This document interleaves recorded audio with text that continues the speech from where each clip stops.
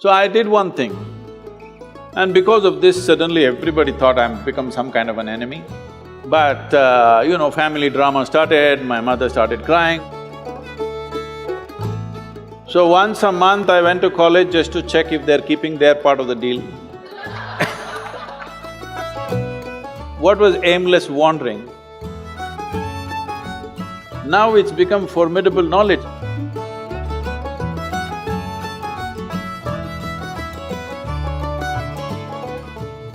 Speaking of schooling and parents and careers, right now we're in an age where there's so many different offbeat careers coming up. As YouTubers, we get this question all the time. How did you talk to your parents about it? How do we convince our parents about this really new career that we have?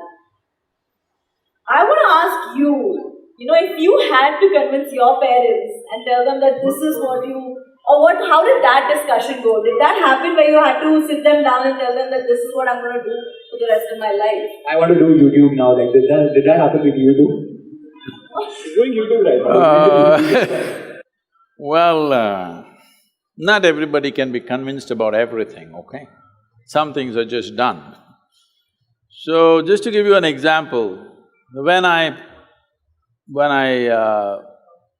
passed my 12th standard, at that time it was called PUC.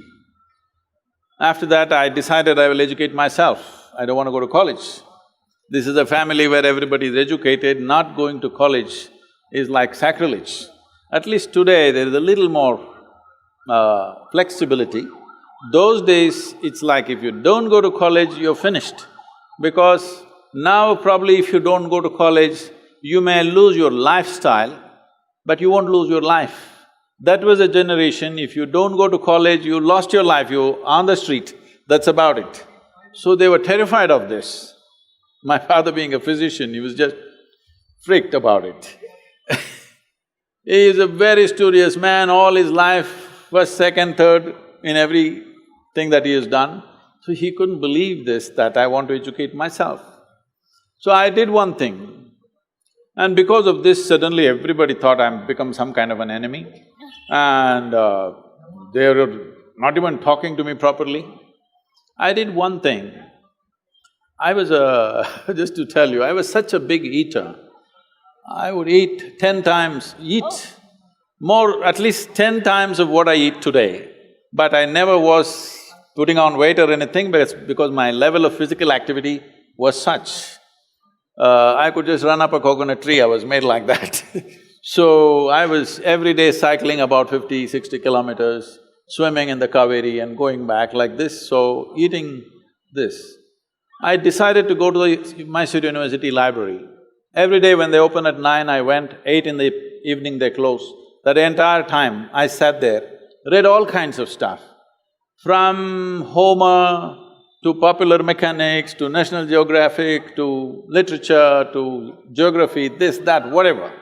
Whatever came my way, every day for 1 year I read like this, just all kinds of things. But the most important thing for me was, though I was such a huge eater at that time, this 1 year I went without a meal. Morning I ate as much as I could, breakfast at home, and I went there and sat there the entire day without a meal, which was a huge achievement for me, because without food I could stay. This kind of expanded my way of looking at life, but family drama started, my mother started crying. When the next academic year comes, go to college, go to college, go to college. Then I said, if I must go to college, I'll go for literature. My father said, what will you do reading poetry? You must become a doctor. He has seat ready for me in the medical college, everything. I said, no. Then they said, okay, at least do engineering. Then I said, see, if I say I don't want to be a doctor, if you told me become a veterinary doctor, Ayurvedic doctor, at least a witch doctor, I would look at it. If I say no doctor, you say engineer, I'm not going to listen to this. Your problem is society, your problem is not me.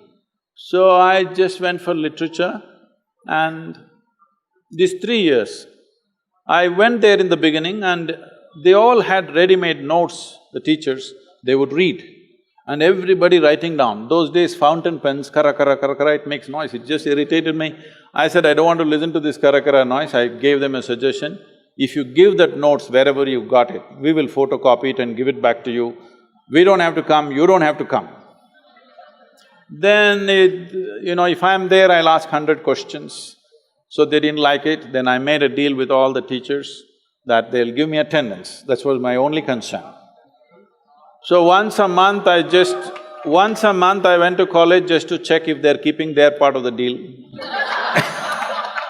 My life is so similar. So I explored the geography of Mysore district in such a way, every village track, every hill that is there, every little bird nest, whatever is there, everything I paid attention, just wandering aimlessly.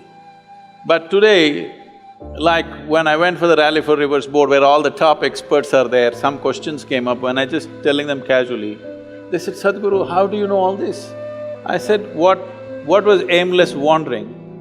Where I paid absolute attention to everything, from a worm to an insect to anything and everything I paid attention. Now it's become formidable knowledge. I never intended to learn anything, I just paid attention because it was life. And this is all it takes